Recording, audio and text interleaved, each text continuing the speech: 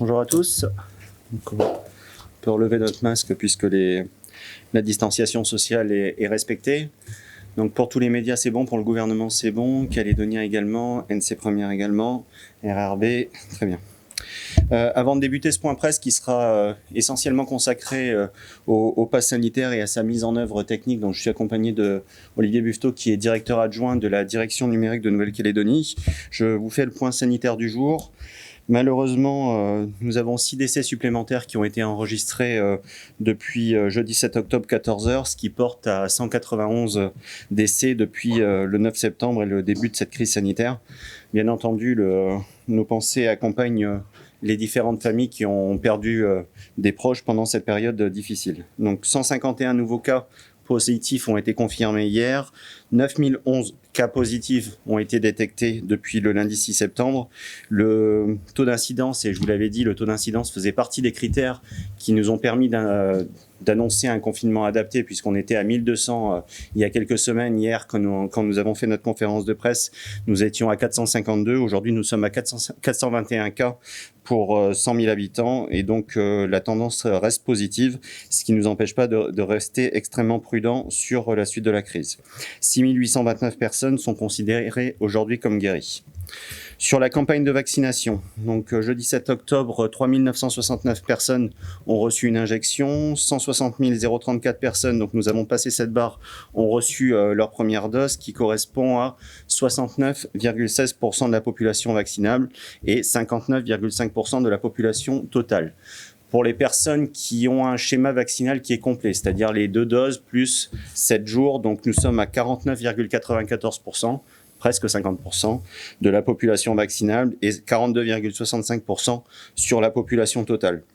Des opérations de vaccinodrome se déroulent aujourd'hui à Boulou-Paris à la fois et à Koumak. Donc pour les personnes qui sont résidentes de ces communes ou qui sont proches de cette zone, nous les invitons à aller sur ces vaccinodromes. Enfin, samedi 9 octobre, plusieurs vaccinodromes sont prévus au foyer wallisien et foutounien de Magenta, au Congrès de la Nouvelle-Calédonie, au Val-Suzon, à Koné, à Vaud et à Koumak.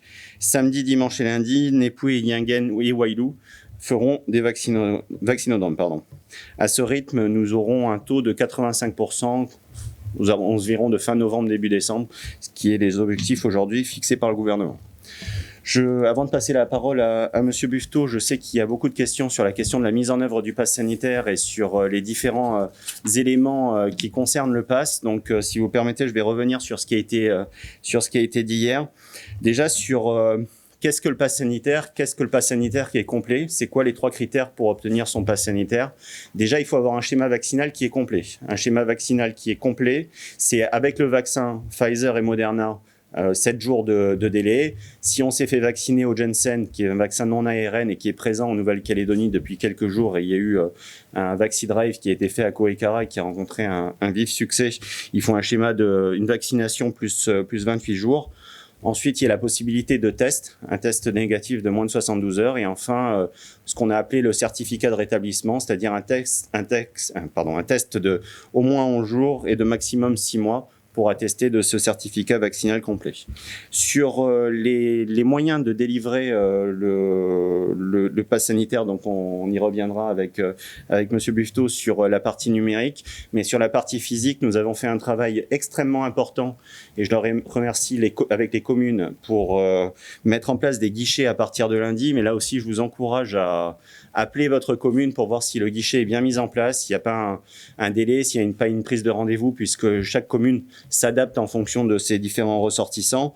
Donc les Calédoniens qui souhaiteraient avoir le pass sanitaire se rendront dans leur commune, le demanderont, avec une pièce d'identité plus le carnet de vaccination, et les personnes pourront ainsi avoir le pass sanitaire, puisque la personne du service municipal demanderont à la DAS d'avoir le QR code qui sera soit envoyé par mail si la personne a un mail, soit elle sera envoyé directement à la mairie et imprimé par la mairie et donné à la personne directement, puisqu'on sait que tout le monde n'a pas le numérique et que le pass sanitaire est à la fois numérique mais aussi papier pour les gens qui sont éloignés du numérique.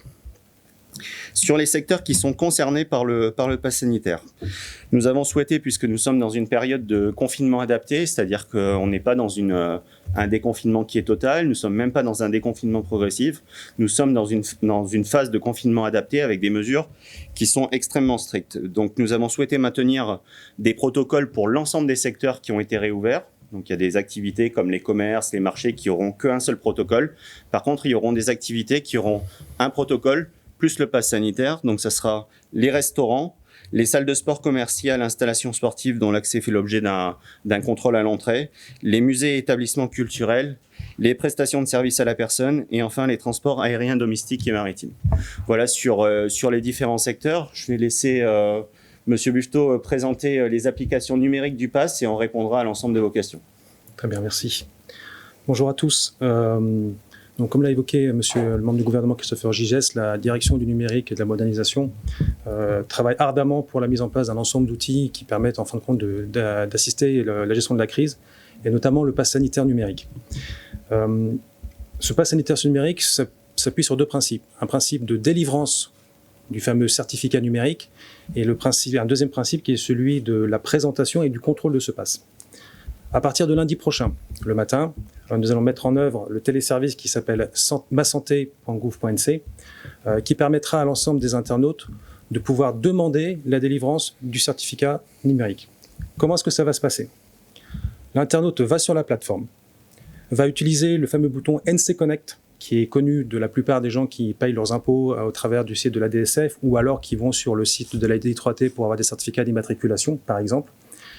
Et une fois qu'ils passeront par cette plateforme, on va leur demander, et c'est là toute l'évolution et la nécessité que l'on a pour mettre en œuvre ce téléservice, à ce qu'ils complètent leur profil et leur compte. Pour une raison très simple.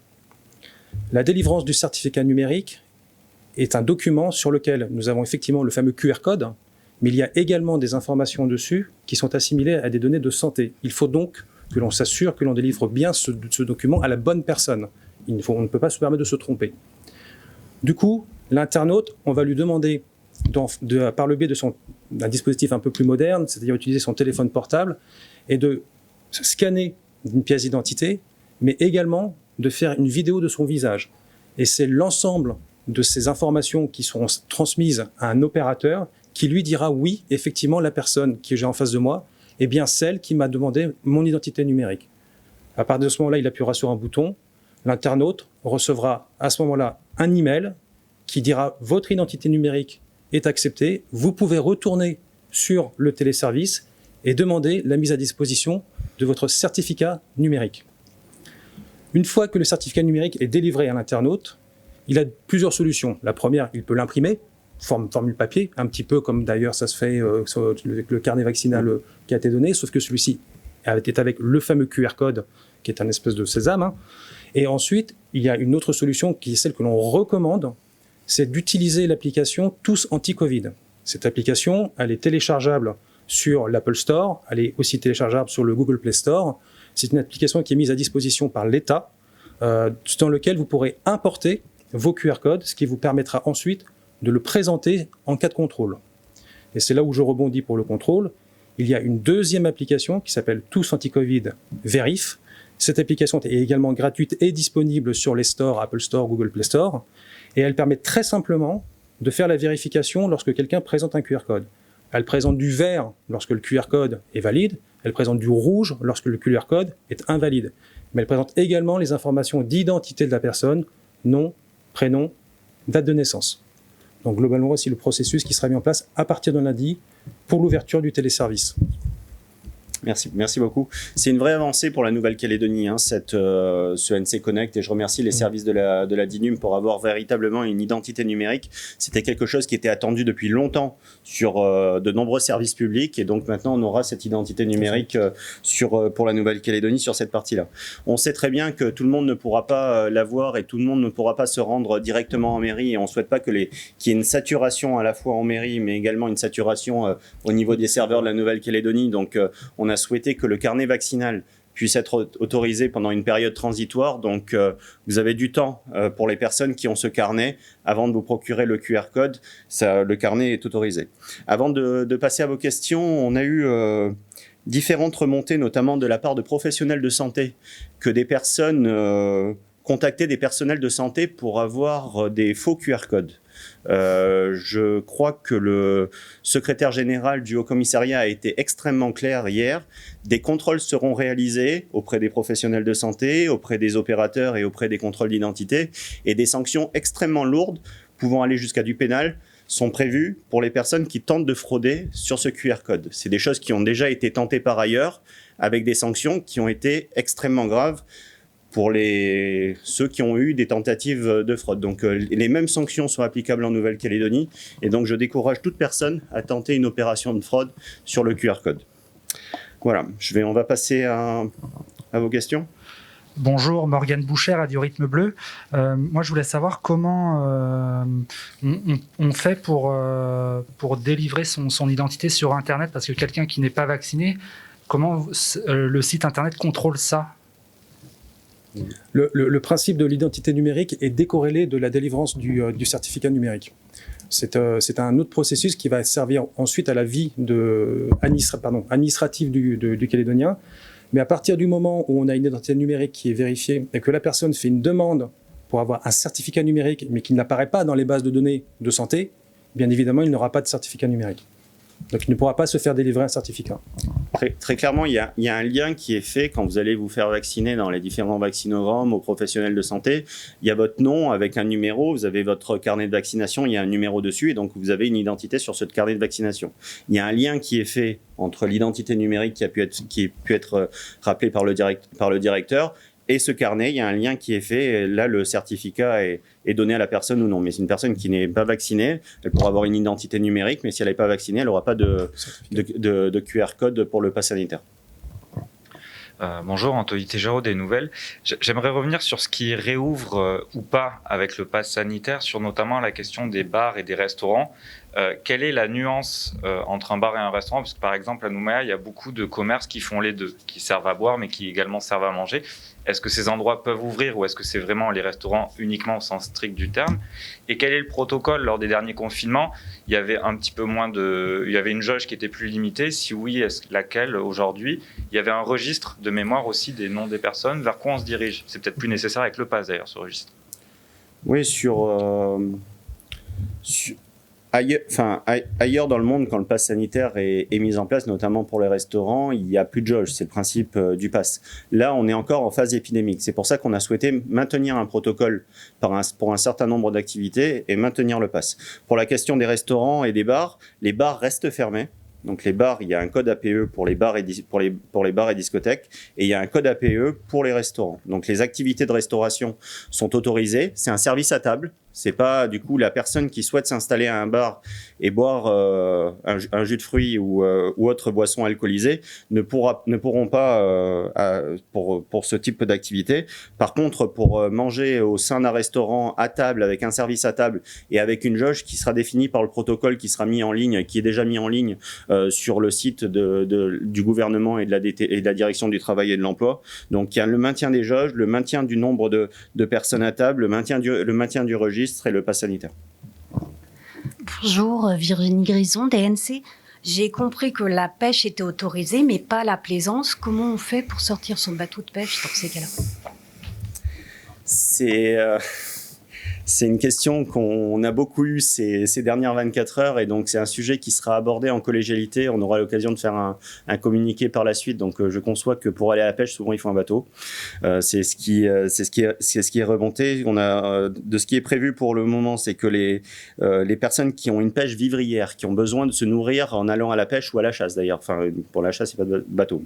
Mais pour la pêche, sont autorisées à prendre leur bateau pour avoir une activité vivrière. Par contre, tout ce qui est activité de plaisance, de loisirs, de sortie en famille ne sont pas autorisés pour le moment. Mais un communiqué spécifique sera fait à l'issue de la collégialité parce que différents scénarios sont envisagés. Ensuite, je vous le rappelle que ces différentes mesures prennent effet à partir de lundi.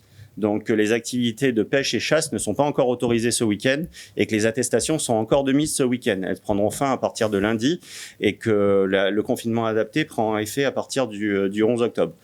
Si les activités de plaisance ne devaient pas être autorisées par le gouvernement dans le cadre du confinement adapté, une révision pourra être faite peut-être à partir de la semaine prochaine dans ce cadre-là. Oui, bonjour, Caroline Antich-Martin de Nouvelle-Calédonie, la première. Qu'en est-il des déplacements en brousse? Comment ça se passe? Parce qu'on sait que c'est dans la limite des 10 km du domicile, mais voilà, est-ce que les personnes qui ont des résidences en brousse peuvent circuler au-delà de cette limite? C'est interdit. Ça a été rappelé par le secrétaire général du Haut-Commissariat hier. Nous sommes toujours dans une période de confinement adapté, c'est-à-dire qu'il y a un certain desserrement des mesures qui sont faites, il y a un pacte de confiance qui est réalisé avec les Calédoniens, mais nous sommes toujours dans une situation qui est épidémique. Les ratios restent élevés à la fois sur le taux d'incidence, à la fois sur le taux de saturation des hôpitaux, et donc on y va étape par étape pour lever ce confinement et qu'il soit le plus adapté possible. Mais les déplacements restent autorisés dans une limite de 10 km de son lieu de résidence. Bien entendu, pas si vous avez des justificatifs de travail ou autres impératifs, mais pour ce qui est lié à la plaisance d'une résidence secondaire, c'est interdit. Virginie Grison, DNC, j'aimerais rebondir sur votre réponse parce qu'il me semble que les bus rails sont ouverts. Alors dans ces cas-là, c'est pour quelle raison, enfin pour quel déplacement? Je pense que vous avez noté qu'il y a la rentrée qui reprend la semaine prochaine et qu'il y a un certain nombre de personnes qui ont besoin de se déplacer, enfin d'enfants qui ont besoin de se déplacer pour aller à l'école notamment. Et il y a un certain nombre de personnes qui ont besoin du bus rail pour aller travailler parce qu'il y a un certain nombre d'activités qui reprennent et qui ont besoin de ce moyen de transport. Anthony, des nouvelles. Lors de la conférence d'hier, vous avez expliqué qu'il y avait des activités physiques collectives qui nécessiteraient, en plein air, qui nécessiteraient pass, d'autres a priori non. Est-ce qu'on a déjà la liste ou quand est-ce qu'on aura la liste de ce qui est autorisé ou pas, avec ou sans pass, niveau sport de plein air? Ouais, on a affiné cette liste au cours de la journée d'hier. Vous savez, on est sur quelque chose de nouveau qui est applicable et qui mérite des ajustements. C'est pas parfait tout de suite. Il y a des fois, il y a des ajustements qui sont nécessaires. On essaie d'être agile le plus de temps possible sur ces différentes mesures. Donc, les salles de sport commerciales sont autorisées. Les installations sportives dont l'accès fait l'objet d'un contrôle, donc je pense aux clubs de tennis, aux clubs de golf, aux boucles de vélo ou autres activités sont autorisées aujourd'hui. Toutes les compétitions sportives sont interdites, par contre. Et toutes les installations sportives où un contrôle n'est pas possible, une salle omnisport qui reçoit beaucoup de monde, ça reste interdit. Morgane Boucher, Radio Rythme Bleu, justement... Pardon, excusez-moi. Toujours avec un pass sanitaire, par contre. Excusez-moi. Justement, le monde du sport a tiré un petit peu la sonnette d'alarme hier.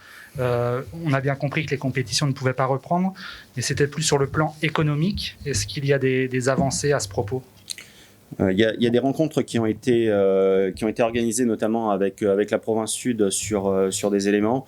Je sais qu'ils ont été particulièrement écoutés notamment par le vice-président de la province sud, Gilles Boyal, en charge du sport, mais également je confirme pour les associations sportives que le chômage partiel est éligible pour ces personnes-là, et donc c'était une demande qui était importante et qui doit être rappelée.